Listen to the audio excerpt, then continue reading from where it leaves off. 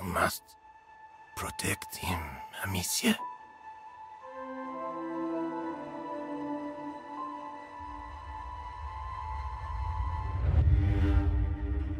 Welcome to Rated. We've got a special treat for you today. We're here in Claridge's in London to play A Plague Tale: Innocence. We get to speak to the creative director, David Dedeine, and play a bit of the game. Let's get going.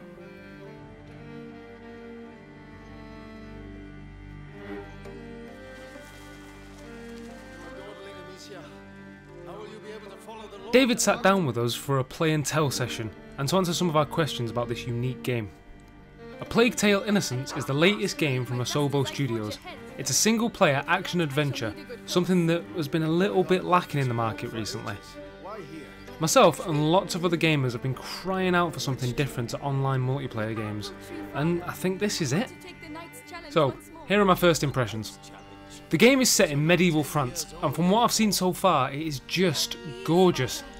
I didn't get to play much, but the hook at the end of the section I did play gives me a good feeling that I'm going to get lost in this game. The movement feels great and fluid, and the sling the main character uses is awesome. I look forward to seeing what else you can do with it throughout the game. This game looks unbelievable. The setting, the colour, the way the light moves and the characters all look amazing, and this is just 30 minutes into it. The music was composed by Olivier de Rivière, who has also composed music for games like 1111 and Assassin's Creed Black Flag. And as with the other parts of the game, it's beautiful. When I was with the developers, they were all humming the main theme, and so was I by the time I'd finished. I haven't seen much of the rats so far, but they seem to be a huge part of the gameplay, and the way they move over each other is pretty horrible. I look forward to seeing more of them in the future. So, I don't think I've ever seen a game that's set in medieval France before. It's a pretty unique setting. Where did the idea for that come from? It's actually the very first idea of the title when we were really, putting the very first seed on Earth. It was really this, like, we needed to do something which was universal enough, because I think medieval age speaks to everyone on Earth, at least the European Middle Age, I would say. It's iconic in a way. But at the same time, as European, we were in a good spot to, and especially I would say in Bordeaux, which has lots of heritage from the Middle Age, we were in a good spot to give the best of it, And we wanted, for the story, for the need of the story, which is a pretty serious story, I would say, we needed something very grounded and authentic, and that's the reason why we get rid of the heroic fantasy style. And that's, I think, the reason why you feel like the Middle Age layer is there really, is because of that. Because we needed to be really grounded and based on actual things we have observed and read and extra. So tell us about the characters Amicia and Hugo and their dynamic and how it adds to the game. Yeah, it's the second thing which actually arrived in the concept was Amicia and Hugo. We wanted this relationship, and we wanted to something very cute and pure in contrast with the Middle Age. And the game is, and the story of the game is about this friction between those two worlds, like the world of this couple between sisters and brothers, Amicia and Hugo, which are cute and which are kids, in front of this very brutal world of the adults, I would say, in the middle of Middle Age, where they will have to survive to both inquisitions and swarms of rats. So that's where it comes from. What can gamers expect from this game, like with the stealth mechanic and that kind of thing?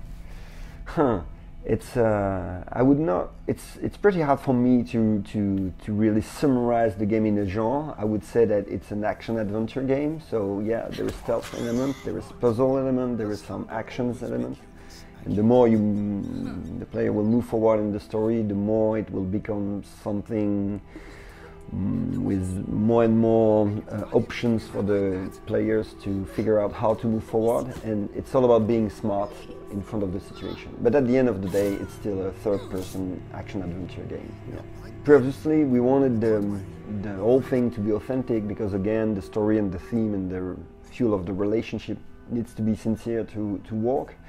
So typically, Amicia is not she's not a warrior, she's not a fighter. She is just her, so a noble young woman. So she's not able to actually defeat hundreds of guys in a row, you know.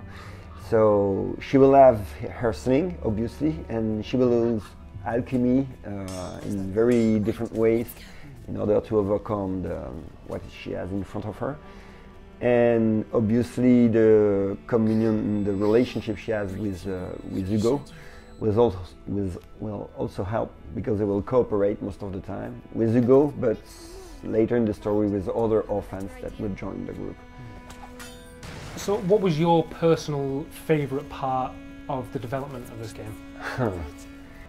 Personally, what I've enjoyed the most was to work on the character development and the music, and how we have blended this to the gameplay. It was really the goal. It was not to make a purely narrative game on one side or purely systemic gameplay on the other.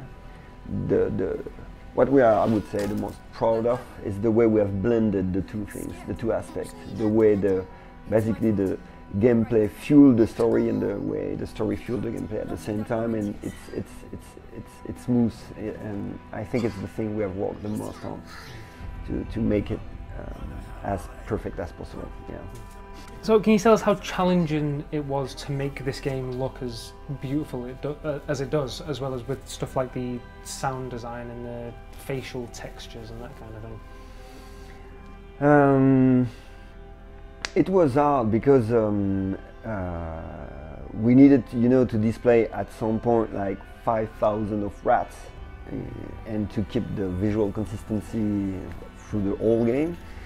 So artists have made basically miracle, because it's our own engine, we are using for this game, which was actually an advantage at some point, because you can actually tweak the engine in order to make it possible. And I think the way we have studied the Middle Age and taken references, as I was saying, from actual architectural thing we can observe with our own eyes in the countryside of southwest of France, or even in Bordeaux sometime, and also all the detail we have catch from for example, from the clothes of this age, has helped a lot to bring to the game this grounded feeling, like it comes from actual thing, which was again very important to make the story and the authenticity of the story works at the same time. Yeah. So you mentioned the rats. I was going to ask, the way the rats move over each other seems like really realistic. Like it doesn't seem like they pass through each other. They kind of move around each other.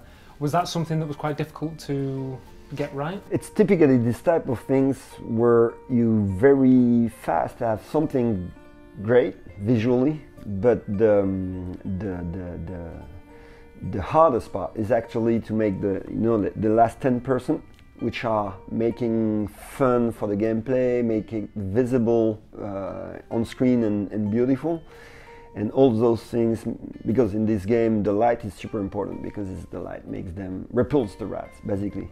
But what it means to be in the shadow, how to show those rats in the shadow. So we have worked a lot on the shaders in order to make the rat lighting works well, in order to give them the right presence, not too much. They need to be in the shadow because it's important in terms of for the psychology of the player. But at some point you also need them to move perfectly, and at the same time to react to the gameplay element, like for example the light, perfectly too. So yeah, the biggest